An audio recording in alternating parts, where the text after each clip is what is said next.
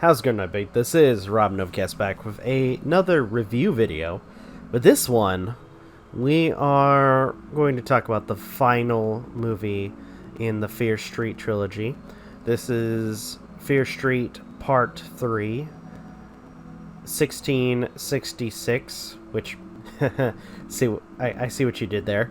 Directed by Lee Janik, written by Phil, I'm just going to call him Garzadeh, Lee Janik, and Kate Treffy. And as it's described in IMDb, the origins of Sarah Fair's curse are finally revealed as history comes full circle on a night that changes the lives of Shady Siders forever. Now, I'm going to be perfectly honest. I like this one a little bit more than the other two. And just so you guys have an idea of why. For the most part, there isn't that much. I mean, we only focus on a few characters in this one, and there is no annoying typical, like, I guess if anything, kind of the usual criteria of characters that we would see in a slasher film, which to an extent we already got the most of that with the past couple of episodes, or at least movies. But for the good chunk of this movie, it actually focuses on the curse, how it started, what caused Sarah Fair to, in some sense, cause her curse, which is a different curse than the one we're actually, that we've been having to deal with, or at least like our characters have to deal with for the last couple of movies. Yeah, big shocker there. Which, again, it's I kind of figured something was up, especially with like the ending of the second film, starting off with, I guess, our main character Dina in the body of Sarah Fair. So to some degree, I kind of figured the twist, and that turning out Sarah Fair was, by the way, spoilers, Sarah Fair was innocent the entire time. She wasn't a witch. She wasn't the one who cursed the town. She wasn't the one that was bringing back all the people, or cursing people to become murderers and then undead murderers. It was another party. I don't want to spoil too much, so I'm just gonna just go from there. It wasn't her fault. It was somebody else's who was cursing the town. Not only that, but also killing a certain amount of people to satisfy a demon and therefore profit off of the curse that he created. And in some sense, that has been going on for generations, is what we find out. So after Dina comes up with is like given this knowledge, she tries to find out a way to stop the real villain. And they do succeed in a really creative way too. I don't want to go into too much, but it's actually really creative, as well as this whole lore that has been created throughout the films. Now, and this episode also is an movie. This is about a movie of closure too, because a lot of characters who have been affected by past experiences from the curse, so to say, they get their closure, as well as characters that unfortunately passed away. Meh. But anyway, so story-wise, because it ends everything that was going on. First, I like the story that we had set up for the Sarah Fair thing. I really do. I like how we conclude it, because again, a good first portion of the movie is focusing on Sarah Fair. Then the last portion is more so fighting the true villain, which is great. It's good that they finally are able to defeat this evil. And it's awesome. Again, it is so awesome. Not much in, I guess, nostalgia stuff that pops up in this movie. I mean, unless you want to count, radios, which I thought was kind of funny. In particular, of one particular character.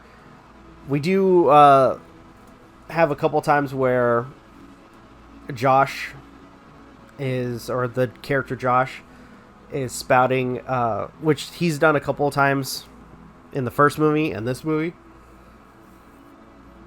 where he spouts the Konami code, up, down, left, right, A, B, start. I think that's what it was. I got it wrong. I know I got it wrong. Let me know if I got it wrong. But that's not the point. The point is, we find, because he kept uttering that every time something big was about to happen, and he goes on to explain that, and kind of tells Dina this, talking about how it's a thing that helps him, like, kind of comforts him, especially when something bad's gonna happen. Which, again, I thought it was a cool moment with Dina and Josh. I really did like that. And going back again, I like the fact that when everything's done and over with, all of our characters had closure. Though, I'm gonna be perfectly honest, because there was something odd if nobody stayed throughout the credits or part of the credits. You realize that they may set up for something that could happen in the future, because in the caverns where everything was happening, where all the people's names were being placed on the rock, some hands grab a book that basically had the incantation to curse everything. So the question now is, what are they going to do? Who knows? But either way, this was interesting. So with that, I don't think I have anything else to say besides I'm glad it's over. I will say that this is the best one out of the other ones, though to a certain degree I don't think I can give it a high rating, mostly because, unfortunately, even though I've griped on the characters, we didn't, besides Dina and Josh, who I will say I like Josh a lot in this game, not game, but the movie itself. I thought Josh was a cool character, and in everything that was going on, there was not a lot of cool, interesting characters near the very end, because again, they killed off everybody. Like, almost everybody they end up killing off. And the characters that we get are characters that, one, we got to see more of in the second movie, and two, a side character that popped up only a couple of times in the first movie. Like, no joke. He only showed up in the first movie. So, with that, how am I gonna rate this? Crap. It's gonna be a tough one, because I don't want to completely shit on it, but I feel like, especially when it comes down to it, and just above all, there's only a few characters that we follow at this point, and unfortunately, at least for the very end, there's not much. I will say the colonial scene that we see for the Sarah Fair flashback was nice. Again, really nice. So, okay, here's what I'm going to do. Thinking about it, I think, if anything, with the Sarah Fair, it being a huge chunk of it, which is probably the one thing I did like the most thing I liked about this movie. I'm going to give this a 5.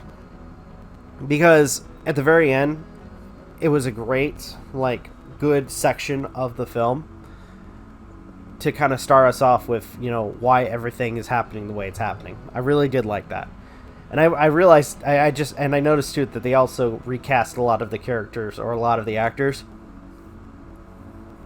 to play as ancestors to a lot of the characters that we know or see.